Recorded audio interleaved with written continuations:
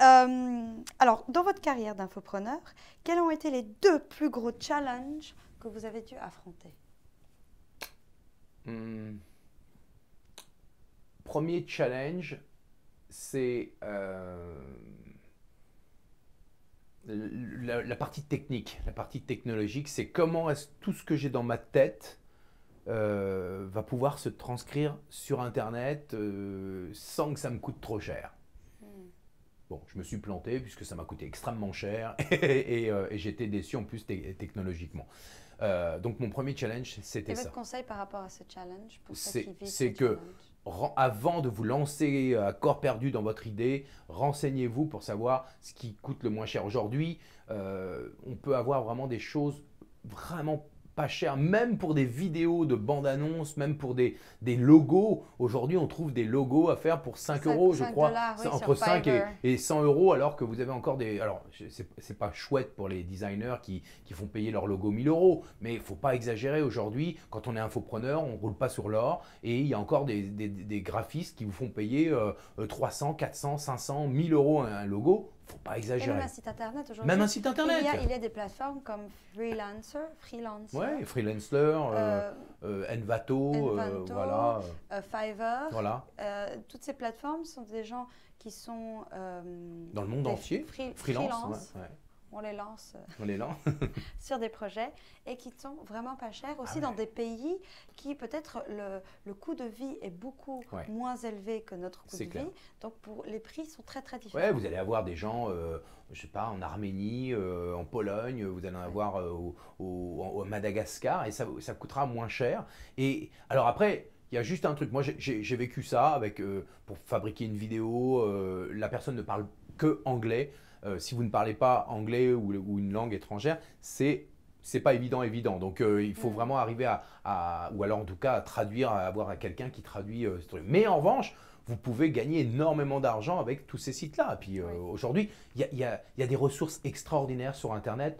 Maintenant, il faut juste… français maintenant, aujourd'hui, il y a de plus en plus de plateformes. Il y a de plus en plus de plateformes. Un peu moins, c'est vrai, vous avez raison. Donc c'est vrai, si vous avez l'anglais, c'est un plus.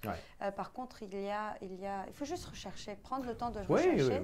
Et au lieu de se dire, oh, ça va être tellement difficile, j'y comprends rien du tout. Mais juste prendre le temps de s'organiser par rapport à quelles sont les choses qui doivent être faites. Qu'est-ce qui est important? Qui je peux trouver? Quel est mon budget? Exactement. Et vraiment de commencer par là. Après, le challenge et un conseil que je donnerais, c'est vraiment de faire un plan précis justement et de faire une vision précise de tout ce dont vous aurez besoin, que ce soit technologique, que ce soit financier, que ce soit d'écriture, de correction, toutes les données que vous pourrez avoir besoin, les mails, tout ça.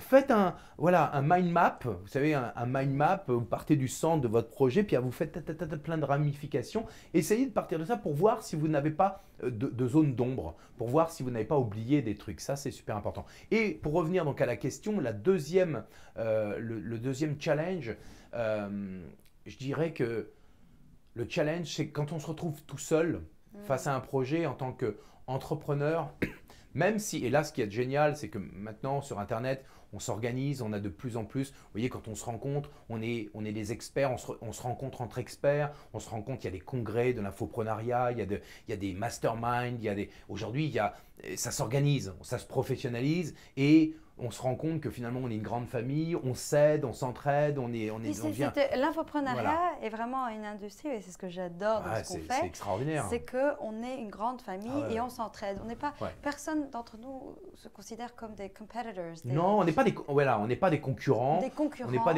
On est des collaborateurs. Voilà, exactement. Et on co-crée. Parce que là où souvent beaucoup d'infopreneurs se disent « Ah là là, il faut absolument que je sorte vite mon projet parce que sinon on va me le piquer ».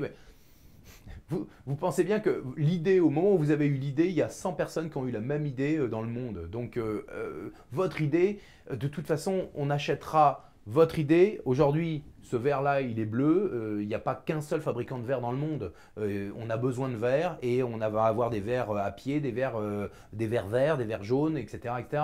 Votre idée, elle va être bonne parce que c'est vous qui l'avez créée, parce que c'est votre personnalité. Vous avez mis votre énergie et vous allez trouver des gens qui aiment votre énergie et votre manière de faire. Il y a des centaines de coachs aujourd'hui de vie. Eh bien, on n'est pas tous attirés par tous les coachs de vie. On va aimer telle et telle personne. Pareil, quand vous allez chez un médecin, il y a des médecins moi, qui m'exècrent, et puis il y en a d'autres qui vont me plaire. Voilà, c'est penser que vous n'êtes pas seul au monde et ne pensez pas que les gens vont vous piquer votre boulot et votre produit sur Internet. Ça peut arriver, mais il y a des techniques aujourd'hui pour… On est tous ensemble et on s'entraide. C'est ça qui est génial. Maintenant, il faut juste créer une cohérence dans les partenariats, les affiliations, etc.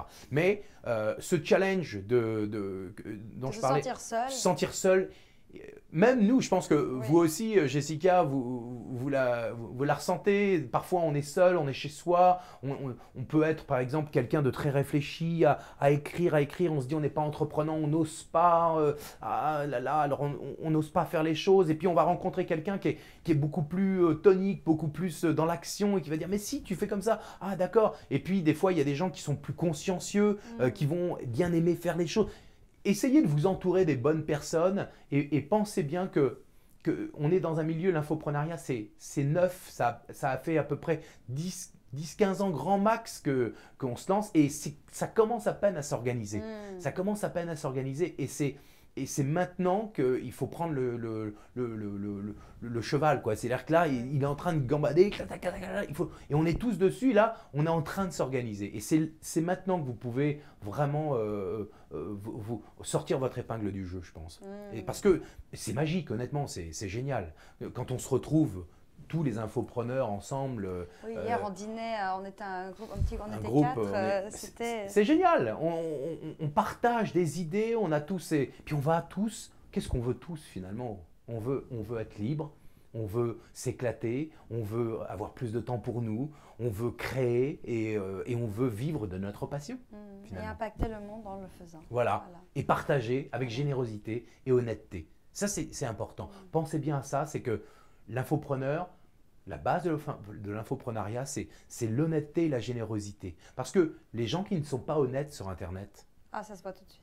Ça se voit tout de suite, mais surtout, ils ne font pas long feu. Ils se font exploser en quelques temps. Donc, plus vous allez montrer votre générosité, votre honnêteté et votre envie de partager les choses, votre passion, et vous allez voir que c'est tapis rouge devant vous. Fantastique. Merci beaucoup, Lorenzo. Je vous en prie, Jessica. Toujours un plaisir. Je peux vous embrasser, je ne peux pas vous faire de bisous, un petit bisou comme j'ai le droit de le faire. Voilà. 2. Ici, c'est 3. Ici, c'est 3. Okay. Voilà, c'est dans le gars. Merci beaucoup à vous à la maison aussi d'avoir pris ce temps pour vous. Et surtout, n'oubliez pas de profiter, de croquer la vie et pourquoi pas tenter quelque chose de nouveau. Allez, bye bye. Ciao, ciao.